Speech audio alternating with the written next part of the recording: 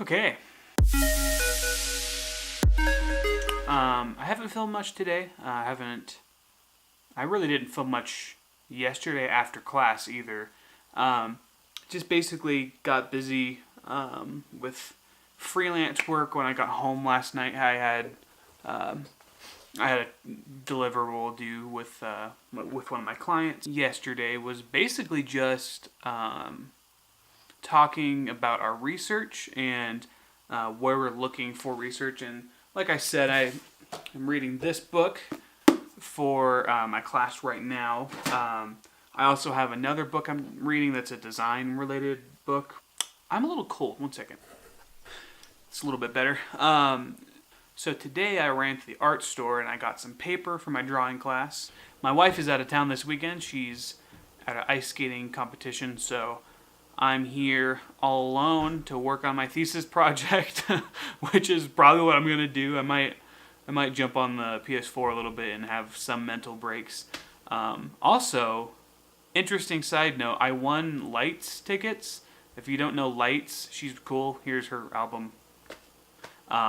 She's a great artist. I commented on an Instagram post from my school, and I actually tagged a friend who is really into Lights, and I ended up winning the free tickets. So I have 2 tickets to go see her in concert, which is kind of funny.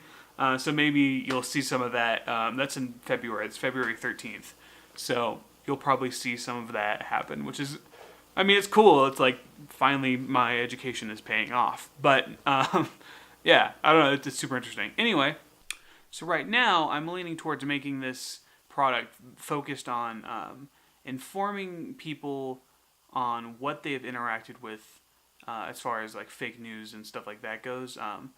Giving them some sort of readout that says this is how much fake news you've seen. These are friends or people on Twitter you're following that are sharing fake news.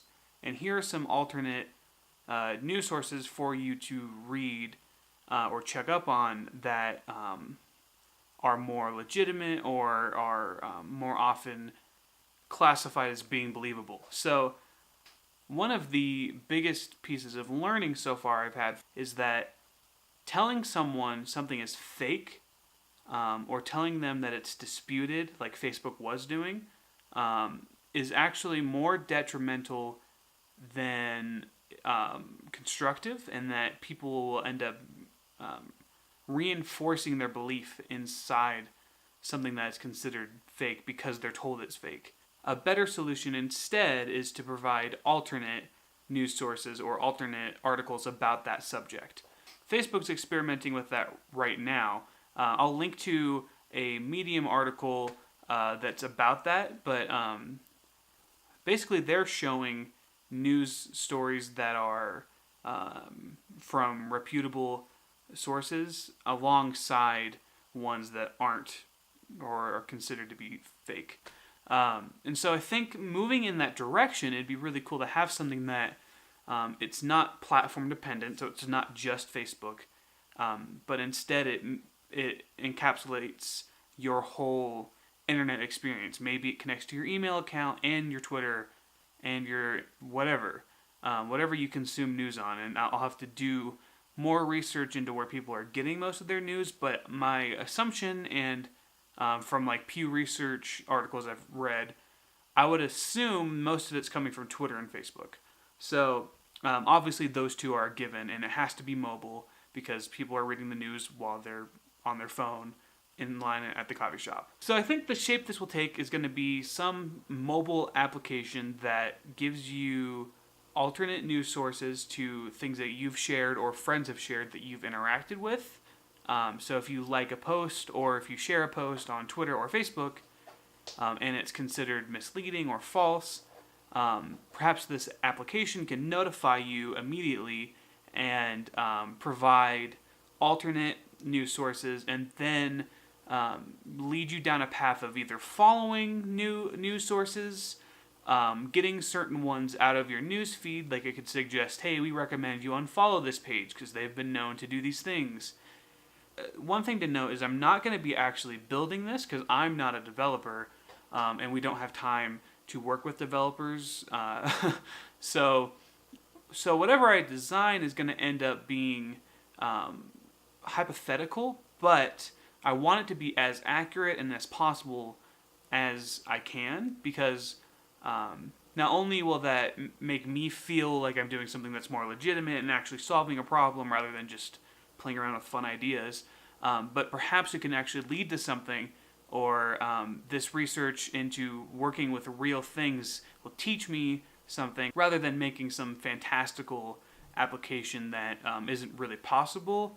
I am working inside parameters that are feasible in some way, whether that's like, referencing APIs or, IBM's sentiment analysis stuff, something like that. Having those things to reference to strengthen my project, and also to get better at talking about using real things in my projects. So, YouTuber and designer Dan Petty just posted a video today talking about his new design challenge, and it's all space themed. Kind of ironically, I worked on that app for Flinto, the sample prototype app, and that is space themed too. But I'm going to take him up on that challenge. The prompt is pretty interesting. It's for a space travel company, a theoretical one. And you can choose to design a logo, the website, or an app. And since I just made a space-related app, I'm going to do a space-related website for it, probably in Webflow. So I'm going to work on that right now. Basically making a space-related website.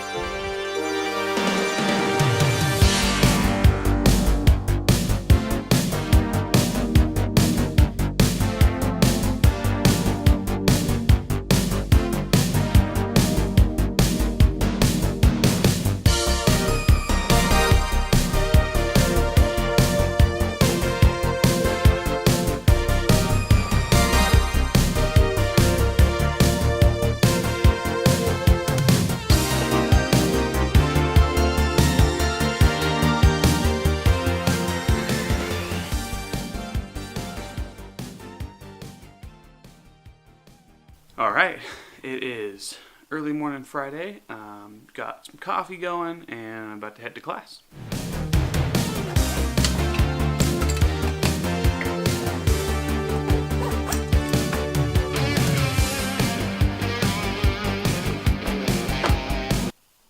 Let's go then.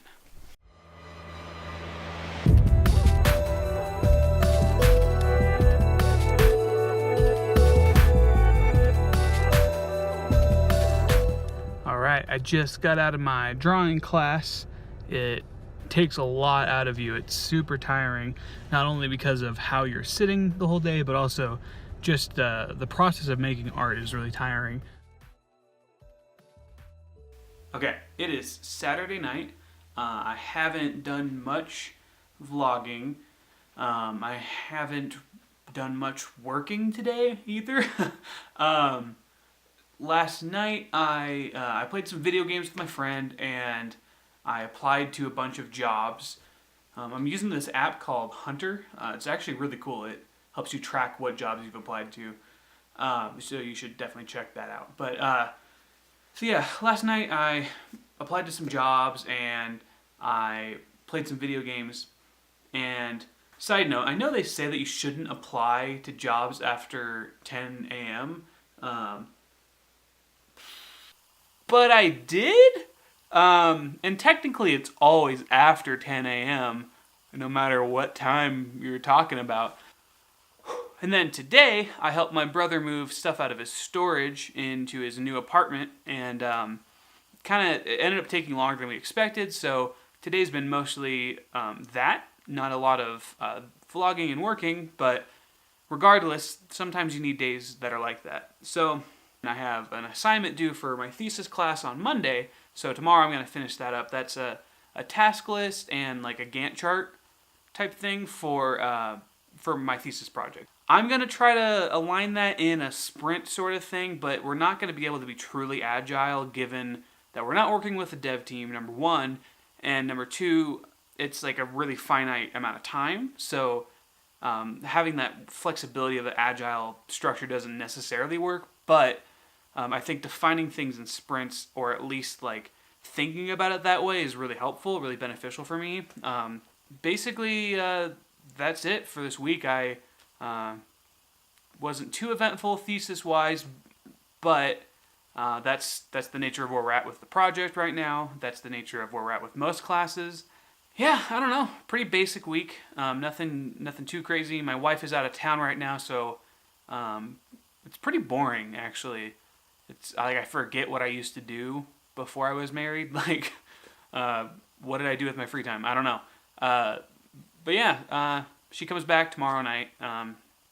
Yeah, so I guess I'll see you next week. Thank you for watching. Hit that subscribe button if you're interested in seeing more videos like this. Tweet at me if you're hiring. I'm applying places now. That's what I'm doing. I got that rolling a little bit earlier than I was expecting to. So, I don't know, tweet at me. Anyway, thank you for watching. I will see you in the next video when I learn some stuff. Oh, wow.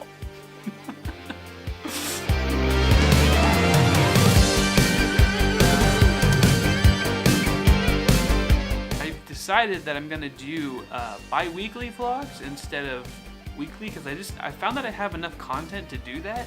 So we'll see how that goes. If I end up being like way too swamped, I might cut back on how much I'm filming, which will solve that problem. But yeah.